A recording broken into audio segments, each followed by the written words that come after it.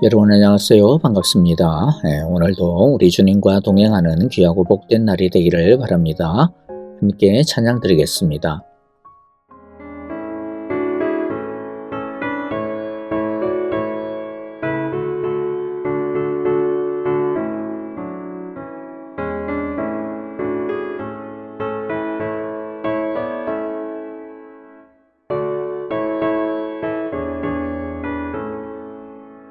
주 예수 내 맘에 들어와 계시고 변하여 새 사람 되고 내가 늘 바라던 참빛을 찾은 주 예수 내 맘에 오신 주 예수 내 맘에 오신 주 예수 내 맘에 오신 물밀듯 내 맘에 기쁨이 넘치는 주 예수 내 맘에 오신 주 예수 내 맘에 들어와 계신 후 망령된 행실을 끊고 머리털보다도 더 많던 내 죄가 눈보다 더 휘어졌네.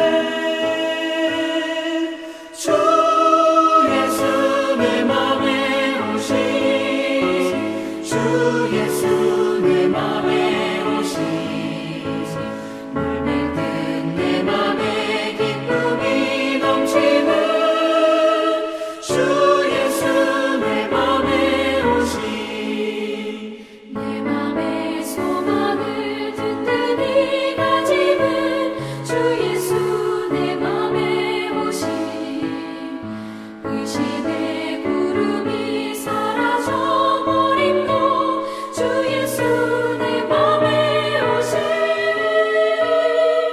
주 예수 내 맘에 오신 주 예수 내 맘에 오신 물밀듯 내 맘에 기쁨이 넘치는 주 예수 내 맘에 오신 사방에 흠집한 골짜기 가다가 밝은 빛 고련히 비춰 저 멀리 하늘 무한하게 보임도 주 예수 내 맘에 오신 주 예수 내 맘에 오신 주 예수 내 맘에 오신 물밀듯 내 맘에 기쁨이 넘치는 주 예수 내 맘에 오신 내가 저 천성에 올라가 살기는 주 예수 내 맘에 오신 천성에 올라가 주님을 뵈리니 그 기쁨 이길 데 없네. 주 예수 내 맘에 오신 주 예수 내 맘에 오신 물밀듯 내 맘에 기쁨이 넘치는 주 예수 내 맘에 오신 이제 우리 함께 하나님의 말씀을 같이 나누겠습니다. 오늘 말씀은 에베소서 4장 17절부터 32절의 말씀입니다. 우리 한 절씩 함께 읽어보도록 하겠습니다. 17절 먼저 읽습니다. 그러므로 나는 주님 안에서 간곡히 권고합니다.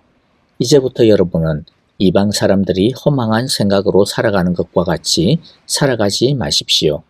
그들은 자기들 속에 있는 무지와 자기들의 마음의 완고함 때문에 지각이 어두워지고 하나님의 생명에서 떠나 있습니다.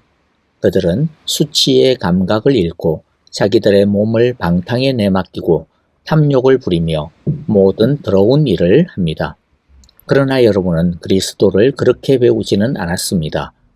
여러분이 예수 안에 있는 진리대로 그분에 관해서 듣고 또 그분 안에서 가르침을 받았으면 여러분은 지난 날의 생활 방식대로 허망한 욕정을 따라 살다가 썩어 없어질 그 옛 사람을 벗어버리고 마음의 영을 새롭게 하여 하나님의 형상을 따라 참 의로움과 참 거룩함으로 지으심을 받은 새 사람을 입으십시오. 그러므로 여러분은 거짓을 버리고 각각 자기 이웃과 더불어 참된 말을 하십시오. 우리는 서로 한 몸의 지체들입니다. 화를 내더라도 죄를 짓는 데까지 이르지 않도록 하십시오. 해가 지도록 노여움을 품고 있지 마십시오. 악마들에게 틈을 주지 마십시오. 도둑질하는 사람은 다시는 도둑질하지 말고 수고를 하여 제 손으로 떳떳하게 벌이를 하십시오. 그리하여 오히려 궁핍한 사람들에게 나누어 줄 것이 있게 하십시오. 나쁜 말은 입 밖에 내지 말고 덕을 세우는 데에 필요한 말이 있으면 적절한 때에 해서 듣는 사람에게 은혜가 되게 하십시오. 하나님의 성령을 슬프게 하지 마십시오. 여러분은 성령 안에서 구속의 날을 위하여 인치심을 받았습니다. 모든 악독과 격정과 분노와 소란과 욕설은 모든 악의와 함께 내버리십시오. 서로 친절히 대하며 불쌍히 여기며 하나님께서 그리스도 안에서 여러분을 용서하신 것과 같이 서로 용서하십시오. 아멘. 오늘의 말씀을 통해 몇 가지 은혜와 교훈을 배우기를 원합니다. 첫째, 우리는 옛 사람을 벗어버리고 새 사람을 입어야 합니다. 17절에서 성령님은 그리스도를 믿는 성도는 하나님과 상관없는 세상 사람들처럼 욕망이 이끄는 대로 허망한 것을 따라서 살아서는 안 된다고 권면하십니다. 18절과 19절은 하나님을 믿지 않는 세상 사람들의 특징에 대해 알려주고 있습니다. 하나님 없는 사람은 스스로는 지혜롭다라고 하지만 그러나 무지하고 어두운 가운데 있습니다. 하나님을 부정하다가 공허한 상태에 빠지고 영적으로 무지해서 사탄의 뜻에 걸려 넘어지고 마음이 돌처럼 굳어서 자신의 죄를 죄인 줄 모르고 삽니다. 그래서 그들은 하나님이 주시는 생명을 받지 못합니다. 오로지 자기 힘으로 살아갈 뿐입니다. 그러나 우리는 어떤 사람입니까? 우리는 그리스도를 배우고 그분 안에 있는 진리를 들은 사람들입니다. 예수님에게서 듣고 그 안에서 가르침을 받았다라고 하는 것은 예수님의 말씀이 우리의 생각과 마음과 판단의 기준이 된다라고 하는 뜻입니다. 우리 안에도 여전히 유혹의 욕심을 따라 썩어져가는 지난날의 생활 방식대로 살아가고자 하는 옛 사람의 마음이 있습니다.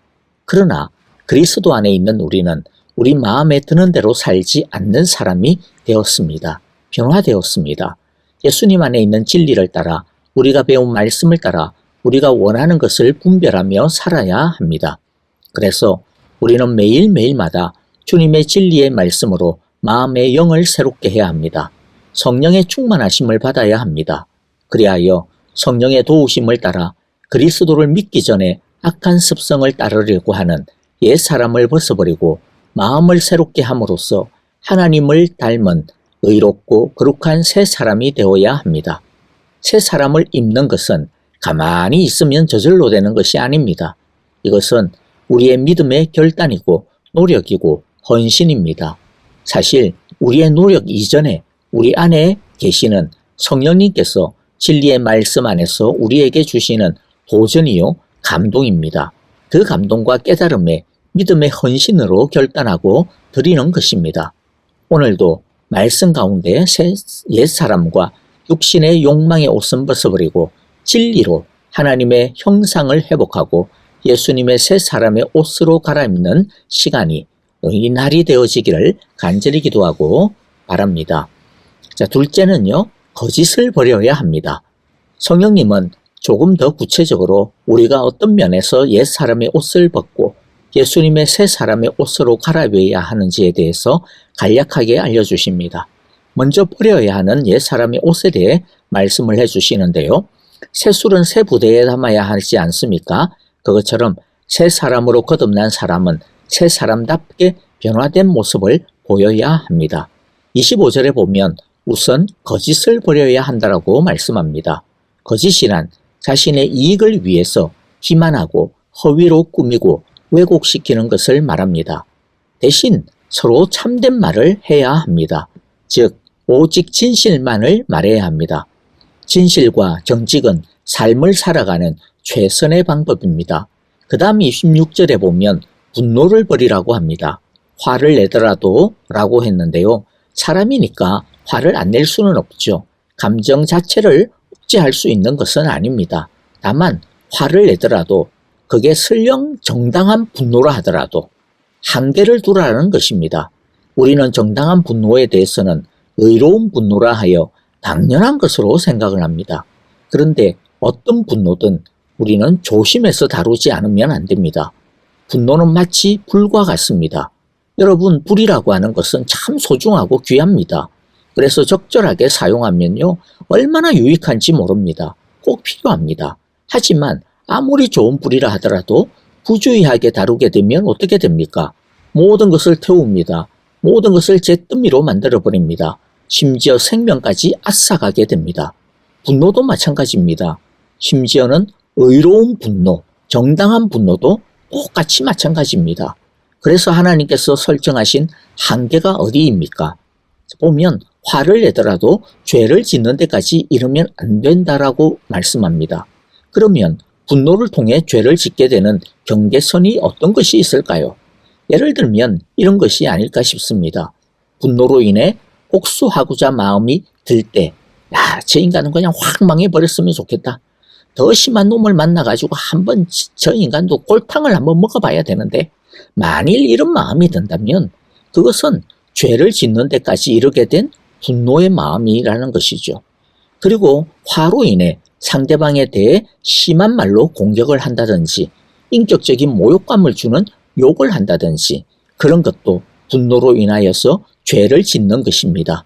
29절의 말씀처럼 나쁜 말은 입 밖에도 내지 말아야 합니다.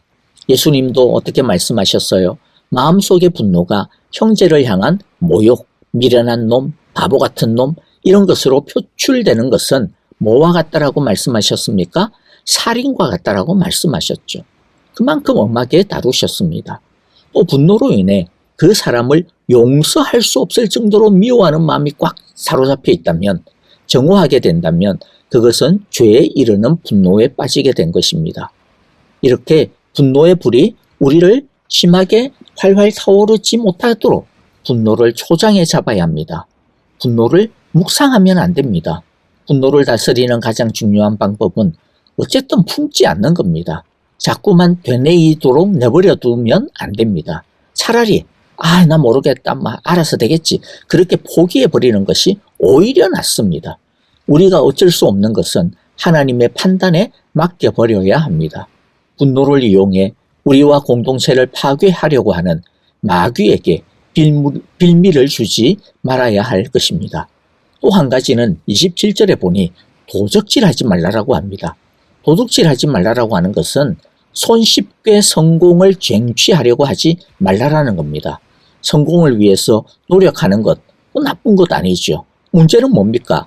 올바른 방법이어야 되는데 하나님이 주신 것만큼 받아야 되는데 그 이상을 자꾸 탐내는 거죠. 그러다 보니까 올바르지 아니한 엉뚱한 길을 자꾸 가려고 하는 것입니다. 그게 도둑질입니다.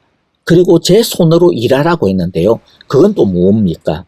정당한 방법으로, 정당한 노력으로 취하라라고 하는 것입니다. 그리고 하나님은 도둑질을 그만두는 정도로는 충분하지 않고 그 이상이 필요하다라고 우리에게 말씀합니다. 자신이 일하고 수고해서 다른 사람을 도울 수 있을 정도가 되어야 한다라고 확장하여 말씀하십니다. 이처럼 우리가 그리스도의 새 사람의 옷을 입었다라고 하는 것은 말이 아니라 새로운 가치관을 입게 되어지는 것을 말씀합니다. 우리 모두 진리와 주님의 가치관을 가지고 살아가는 귀하고 복된 새 사람들이 다 되어지기를 바랍니다. 셋째, 은혜를 끼치는 삶으로 확장되어야 합니다. 29절을 보면 분노를 품지 않는 것을 넘어서 나쁜 말은 입 밖에도 내지 말고 또 더 나아가 덕을 세우는 데 필요한 말을 할 수 있는 수준까지 듣는 사람에게 은혜를 끼치는 지혜로운 사람의 수준까지 자라야 한다라고 말씀하십니다.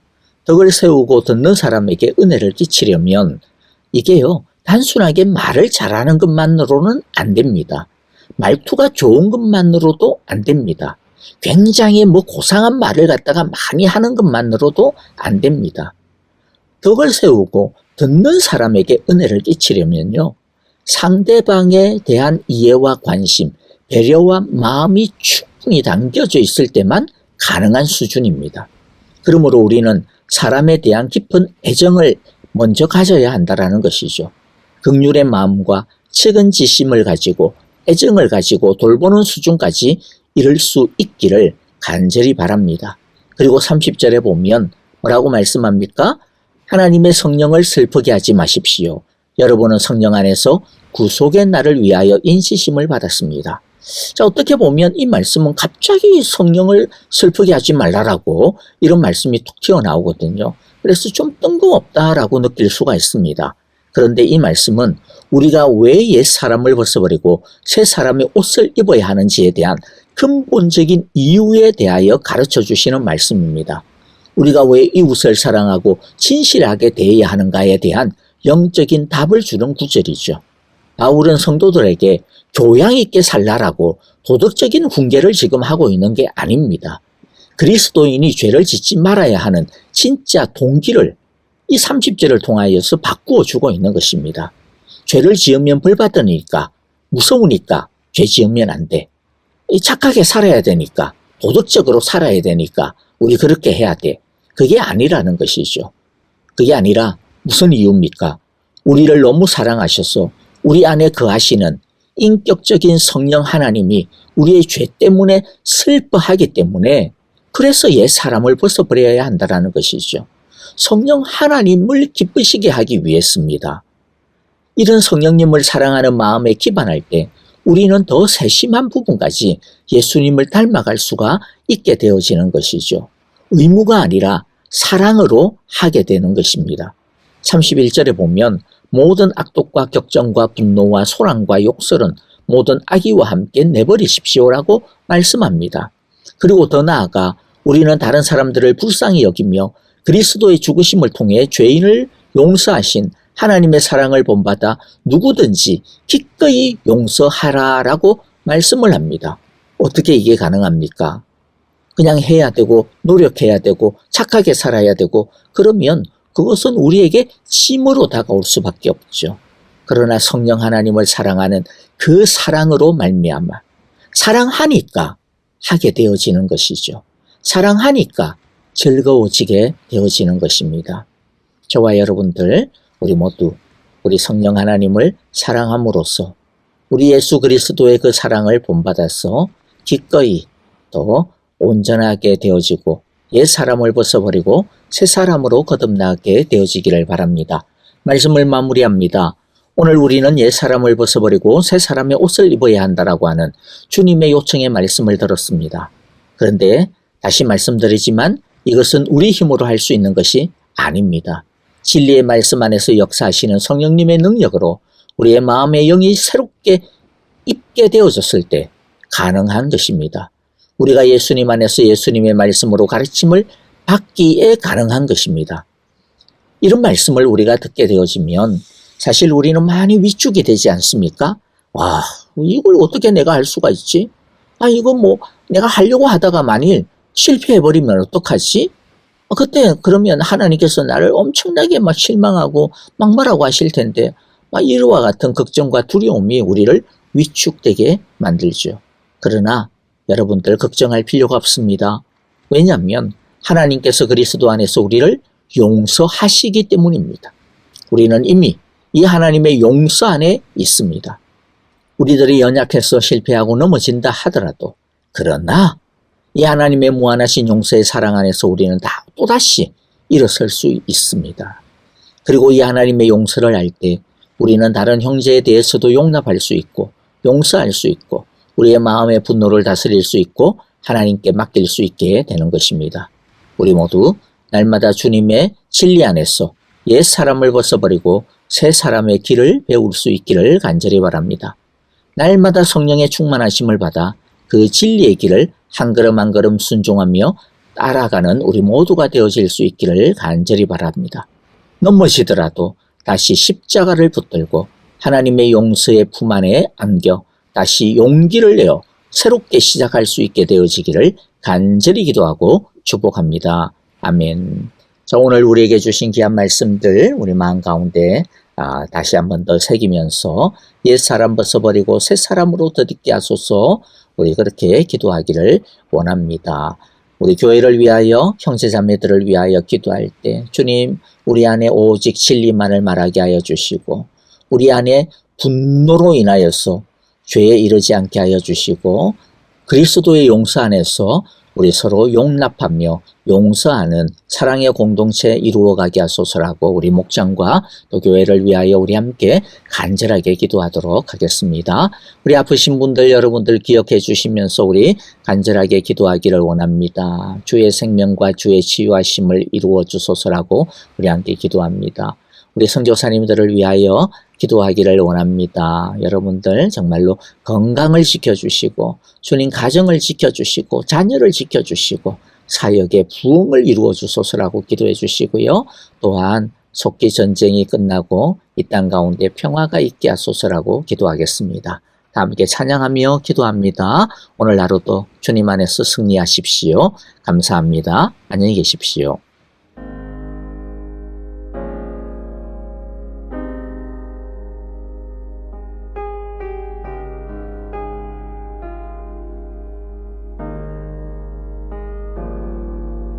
주님 큰 영광 받으소서. 홀로 찬양 받으소서.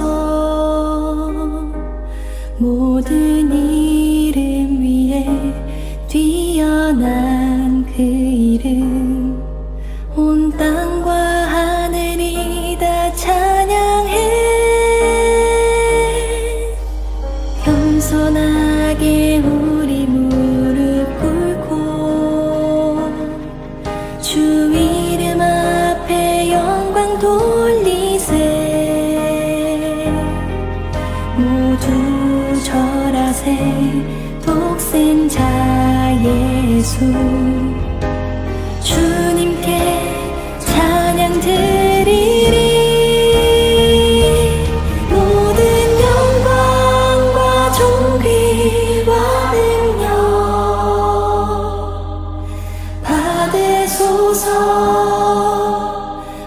받으소서. 영광과 존귀와 능력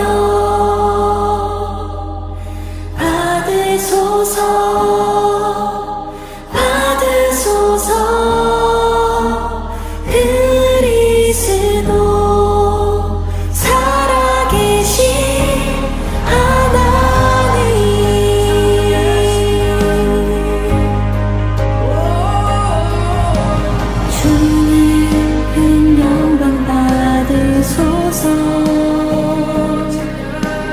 홀로 찬양 받으소서. 모든 이름 위에 뛰어난 그 이름 온 땅과 하늘이 다 찬양해. 겸손하게 우리 무릎 꿇고 주 이름 앞에 영광 돌리세. 모두 절하세 독생자 예수.